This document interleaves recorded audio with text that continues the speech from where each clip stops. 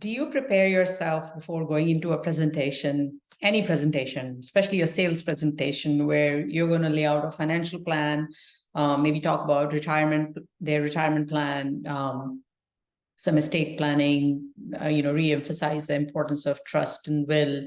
Do you spend time on doing that prep work, or so to speak, the pre-sales work?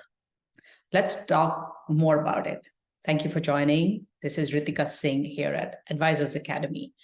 Today, I'll share with you the three, so to speak, pillars, that hold a sale, and really we're going to talk about what does it take to really complete that sale, so to speak. And the more you understand these three tripod that the sale stands on, the better off and the sooner you'll be able to close. Because what will happen is you're going to come across a very well-rounded advisor. You're going to come across very professional because you're going to spend that time in preparation. I encourage and emphasize, and I want to showcase the importance of preparation and how it really, really helps every advisor and every salesperson to close that, bring that closing cycle, make it, shrink it smaller.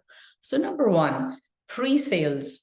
And what does pre-sales comprise of? Pre-sales is basically everything that you can find out, research, dig deeper into it and prepare for itself.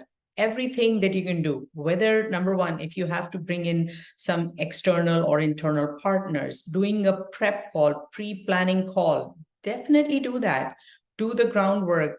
Every team member who's going to be joining that virtual call or that in-person meeting or that conference call or that meeting, phone meeting, they all should know what is their role. Basically setting the stage.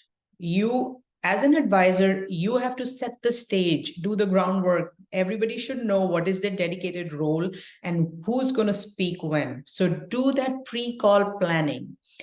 And even before that, you have to set which personality is going to match with the customer, right? So take that time and doing that. And in fact, take it one step further, do that call at least a couple of days before the meeting, not just 10 minutes or 30 minutes before that meeting. That call should be done at least a couple of days before or 3 days before. So if any of the partners has any question, they can come and ask you. They should know everything about the customer and everything that they need to talk about. And they should be thorough. In fact, rehearse with them. Let's do a role play. Pretend that I am the customer and tell me how you're going to present.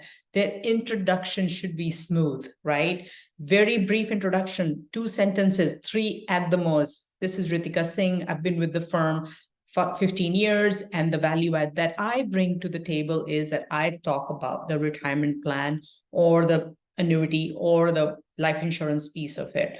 So I'll just take a pause here and would like to know more about you. It could be something like that. And if there are more than 2 partners and everybody just gets 1 sentence, and let them sentence, because you want to be respectful of time. So really do that pre-call planning. So that's the pre-sales. The finer your pre-sales presentations are, your final presentation will be slick. And that's exactly what you want. You want to overcome any and every objection. And the way to do it is pre-sale, as much, get those questions out of the way, answer them before they are asked by the customer. The point I'm trying to get is reduce the number of objections by planning. And the less objections they have, the higher your closing ratio would be, right? So that's number 2. Pre-sales, and part of it is your research, your pre-call planning with your internal and external partners or yourself, whatever. Do a role play, do that call, rehearse it, and then your presentation, your final presentation should answer. In fact, list out the possible questions, pretending you to be in the customer's shoes. Like, what would be the questions that you would ask if you were the customer and there was an advisor in the house trying to, present or sell the retirement plan and make that presentation. And then the third is the post sales. Two scenarios can happen. Either the client is going to say, okay, we're ready to sign, or the client is going to say, I'm going to think about it. Or that in that situation, the chances are they're leaning towards no, but they can come back. If they say yes, perfect, win-win situation. They sign the documents, everything goes, you move forward, you onboard the client, everything is great. Next day, within 72 hours, make a follow-up call, make an outreach, a personal phone call, not an email. Email is, yes, definitely you're going to send an email, but you're going to pick up the phone and call them. Hey, Mr. and Mrs. Smith, I really appreciate your time making the effort to come over to my office and giving us the opportunity to do business for you. And I am very grateful for it. And I look forward to serving you. Please let me know if there are any other questions you may have, and I'll be in touch with you. If you don't hear from me, you'll hear from my assistant if you have one, or you'll get an email from me, but I'll be in touch with you every quarter, or however you determine how often the frequency the client wants for you to be in touch.